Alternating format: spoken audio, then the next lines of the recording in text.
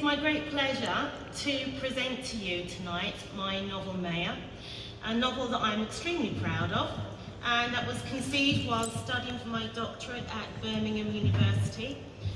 It deals with the difficult topic of identity of Caribbean British people.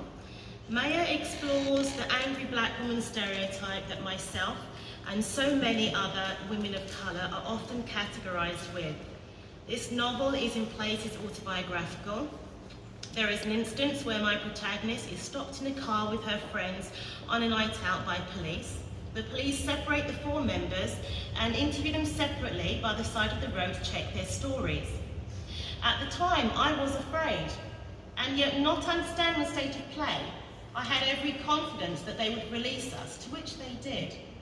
But it was only when I was older did I understand the seriousness of the situation that I had found myself in then. A young black girl in the car with her black friends at night in London during the early 90s. This was the era that Stephen Lawrence was stabbed to death by a racist gang of at least 5 youths on the 22nd of April 1993 in southeast London. It took 19 years for 2 members of the gang to be convicted of his murder, and a public inquiry found a string of errors by police.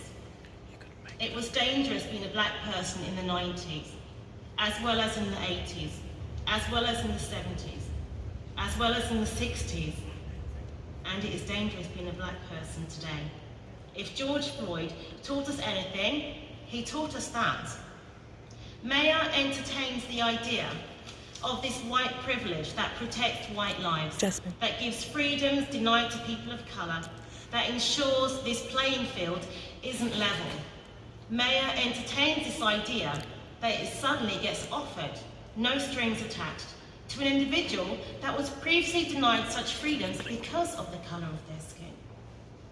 What would we do if we suddenly got it? If the tables were suddenly turned, how would we behave? The novel begins with a reincarnation. A black person born into a white body. Mary, a white girl, has clear memories of Maya, a black woman, inside of her. The protagonist, Mary, is 13 and describes herself as black, but her physical appearance is white. She still objectifies the other, in which in this case is white, and she does not see herself as white, showing that colour is only skin deep. She is literally white on the outside, yet black on the inside. And yet there is a part of her that readily accepts that she is now white and shuns the climates that are hot, claiming that it clashes with her skin. It demonstrates the inner conflict within the protagonist. Written in the present tense to highlight the ongoing issues of black people that face the marginalised white society, we meet the character Claire. Claire personifies the madness from marginalisation that the black Britain experiences living in this modern, hostile environment. Claire appears to have travelled with Maya through death and is resident with her in her new white body, a hangover from a failed black Britain's life.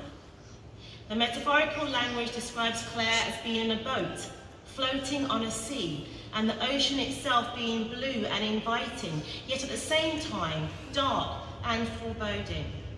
The water symbolises the fear of water of the Africans being taken to slavery. Now, Mary mentions that water holds no threat for her, as she has white skin. But then, as a black slave, it can be argued that water was used to help imprison people on an island of no escape. Mary hates Claire, because Claire reminds her of a life that she does not wish to be reminded of. Yet at the same time, she would not tip her into the water, as other white sailors or slave owners had done on the slave trade triangle. At this point, Mary still has a positive tie to her life as Maya through her mother. Mary's world changes as she finds herself going to school in an area that is predominantly white in Essex. She arrives in the playground and meets Michael, who begins bullying her. She is white, but new to school and doesn't have friends. Her book becomes her friend. A tool which many black children struggling to make friends use. having a book to read rather than having other children to play with. This was a common occurrence for people of colour of my generation. We were black, so we didn't make friends easily.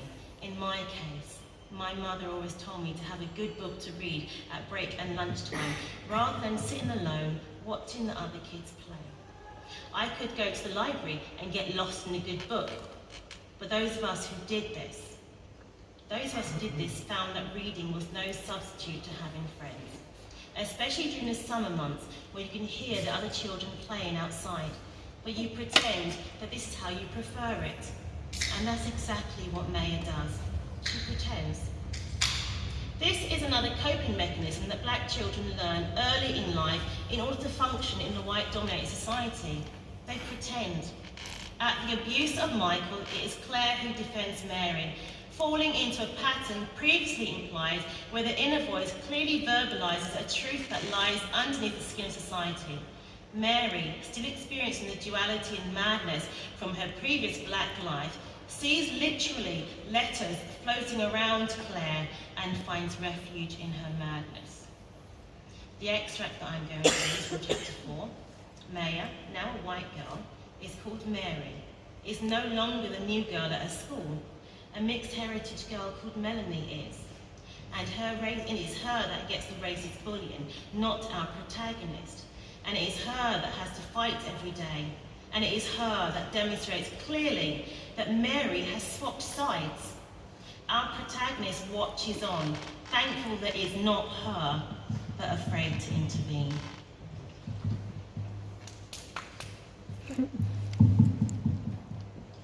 As I sit in the playground, on my familiar bench, I have no need to take out my book now, as a gaggle of girls congregate around me, tongues flapping non-stop.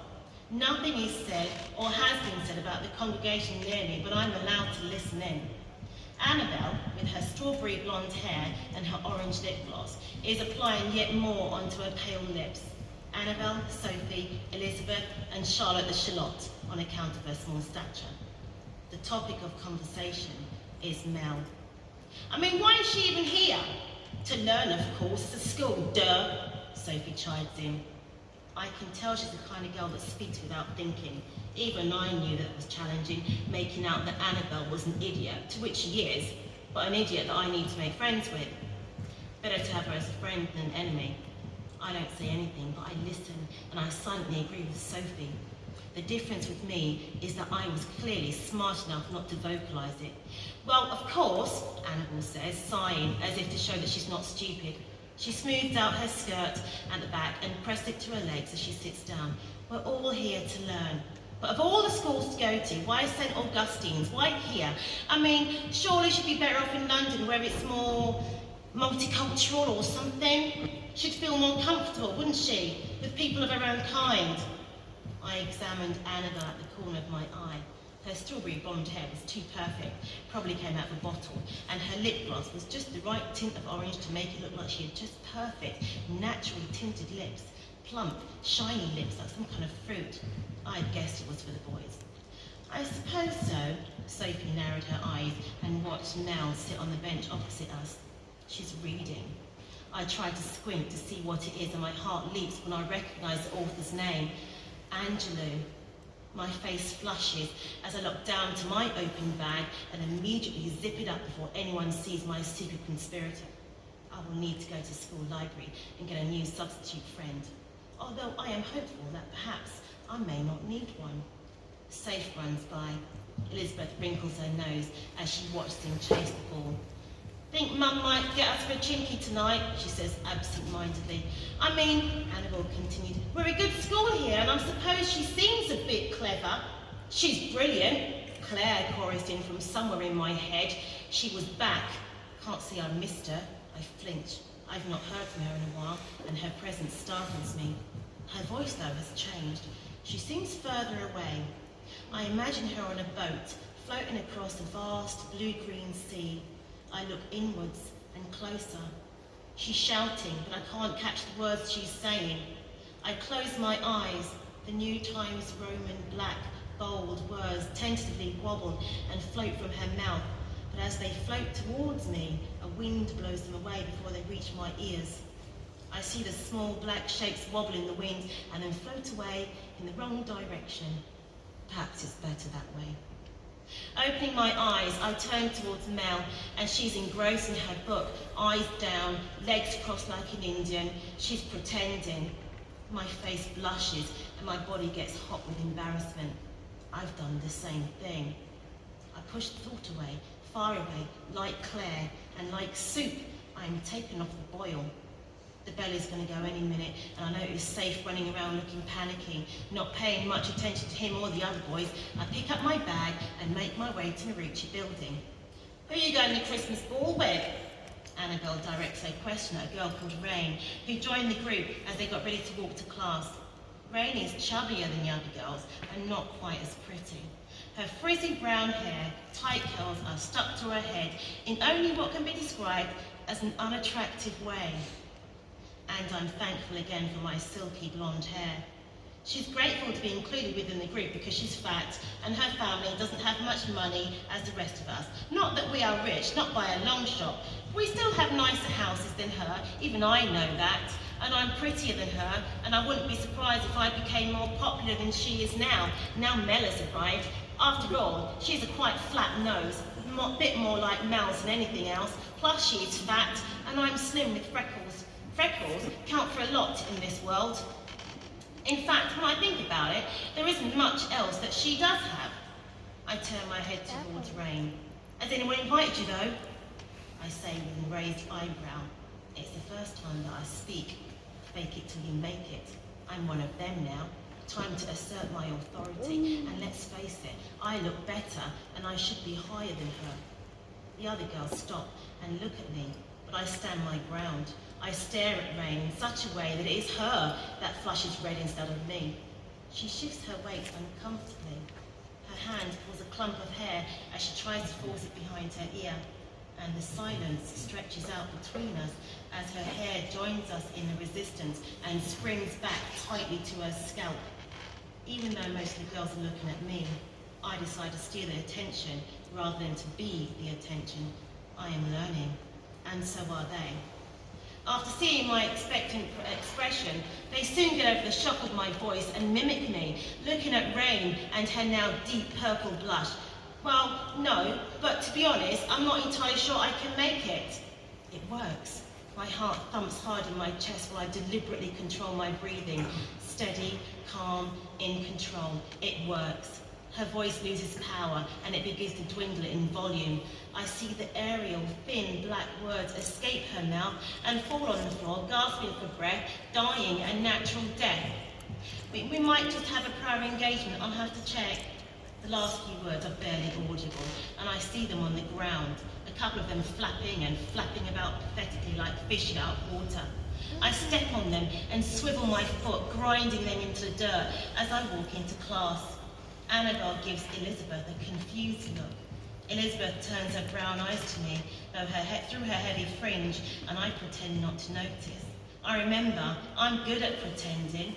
A smile curls on Annabelle's face as she begins to slowly walk behind me, followed by Elizabeth and Sophie, and Rain trots behind. I step over her words on the playground. They aren't worth much now they are dead. Science now with Mr. Michaels, Annabelle informs me. I smile as relief floods through me. Things are changing. Thank you. Very inspirational. You're such an intelligent, inspirational woman, thank you. And a beautiful writer. Yeah, that was amazing, thank you.